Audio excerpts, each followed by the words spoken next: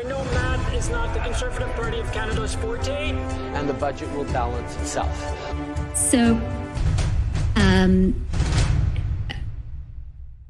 Congregations of Agudat Ashim, Adad Jeshurun, Congregation Megziki Hadas, and Benai Jacob recognize the power of unity, understanding that they are indeed stronger together. Through the leadership of visionaries like Rabbi A.H. Friedman, Casper Kaplan, Archibald Jacob Freeman, Thomas Schwartz, Norman Zagerman, and Rabbi Reuven Bulka, the Federation has made an incredible mark on our Ottawa community. Since 2005, the Federation has raised over $107 million for the Jewish community. It has distributed thousands of Jewish books for free in Ottawa, and there's much more.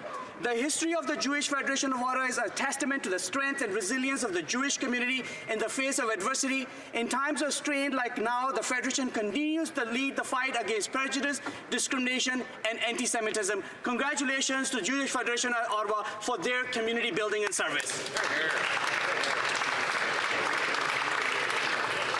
I'd like to remind all members to please keep their declarations to the 1 minute time frame. Very worthy declarations which are being made, but it's out of respect for all. Portage Lisgar. After 9 years of this NDP Liberal government, it has never been more expensive to eat, heat, or put a roof over your head. This Prime Minister pretends everything is fine, but it isn't. He is in complete denial. Look at the cost of groceries. Look at the cost of homes. No one can afford to live anymore. His record deficits have driven interest rates sky high, and the dream of home ownership is simply dead. Canadians are struggling to stay afloat. And what does this Prime Minister offer? He throws them an anvil by raising the carbon tax a whopping 23%. This has increased the price of gas, of groceries, and of everything else. In Canada, millions of people are using food banks. Mr. Speaker, this isn't the country that I grew up in. It's hardly even recognizable. It's clear that this Prime Minister is simply not worth the cost. It wasn't this way before this Prime Minister, and it won't be this way after, because Conservatives will bring home lower prices by axing the tax and fixing the budget. How many scandals do you think Trudeau has had? I have another video over here showing how many, and it is a lot. And I think shame needs to be brought back into Canada because he has no shame anymore. And I think it just trickles down to everyone underneath him. And that's what's really frustrating about Trudeau. And as far as the election is concerned, obviously there should have been one a year ago. But do you think it'll really be in October 2025? Because his steam, like all he has to do is smile and for the camera, go on his vacations. There's going to be a new love in his life coming up, probably, because he has to, because he needs to take attention away from himself. Anyway, let me know in the comments what you think. Let's go back to the video. The honourable member from Pickering Uxbridge. Mr. Speaker, Canadians know when they call for emergency medical assistance, there is a team of compassionate and competent paramedics nearby to help. Canadians expect robust and responsive health care, and paramedics are an integral part of our emergency response teams. Today, we are honoured to welcome a delegation of paramedics from the Paramedic Association of Canada to Parliament Hill to discuss key priorities. I know math is not the Conservative Party of Canada's forte. And the budget will balance itself. so, And ensuring that paramedics are recognized for that essential care they provide. Representing nearly 30,000 paramedics across Canada who have answered over 3 million calls for service, the Paramedic Association of Canada advocates for the advancement of paramedicine to ensure that these services are accessible, responsive, proactive, and safe. Paramedics are key to keeping our communities safe. Our government looks forward to our continued work with the Paramedic Association of Canada to serve Canadians and deliver the first response services they deserve. Thank you, Mr. Speaker. The honourable member from Souris Moose Mountain. Mr. Speaker, after 9 years of reckless spending, the only thing this Prime Minister and his NDP Liberal government have succeeded at is making life worse for Canadians. With families across the country struggling to make ends meet, the Prime Minister continues to spend more borrowed money than ever before. Gas prices have increased dramatically, with some areas of the country seeing the highest prices in years due to the carbon tax, which adds nearly 20 cents a litre. Farmers, the very people who feed Canada and the world, are having to pay thousands of dollars more each year to run their operations because of the carbon tax, which increased to 23% earlier this month and will only continue to go up.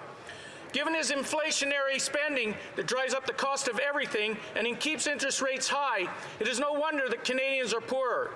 He needs to axe the tax on farmers and food by passing Bill C-234 in its original form. Canadians need relief, and sadly they won't get it from this Prime Minister who simply isn't worth the cost.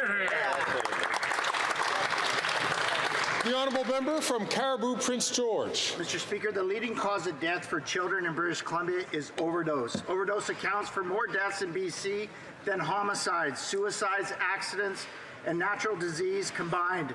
Since 2016, over 42,000 Canadians have tragically lost their lives due to drug overdose. After 9 years, this NDP Liberal government's extremist drug policies have literally turned our neighbor. I know math is not the Conservative Party of Canada's forte. And the budget will balance itself. So,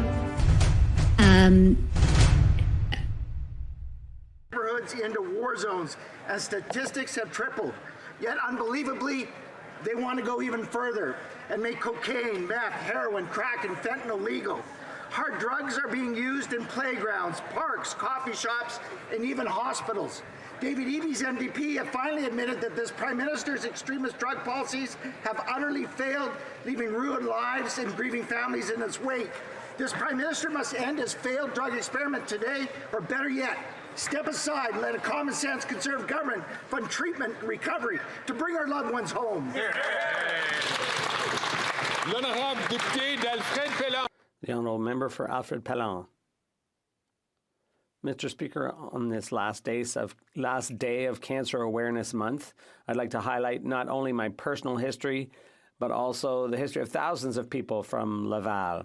Since February 2013, I've been grateful to be in remission, but cancer continues to have an impact on lives, including my sister Nina's, who's currently undergoing treatment.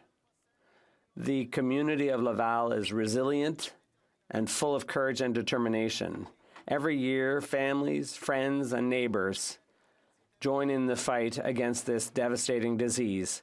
Mr. Speaker, in the battle against cancer, every story is a poignant reminder of our common struggle. Every minute counts, and every act has an impact. Hope for a cure is a life buoy we all cling to. Let's get involved with conviction so our future... And is Chrystia Freeland doing a good job? She is the finance minister and the vice president of Canada. And she is the one that just looks like her head is just spinning when she talks. It's always like trying to drag it on, never answer a question. And maybe they should have this... I thought they would always do this. When they ask a question, say, do you mind after you finish it, if you give me 5 seconds to say if you answered it or not for our listeners? Because it is so frustrating. Everything is an infomercial with both of them. And that's something that I think needs to be stopped. Maybe the whole Constitution and the human rights and everything needs to be rewritten again after those two are gone, because this is just frustrating what they're doing. Anyway, let's go back to the video.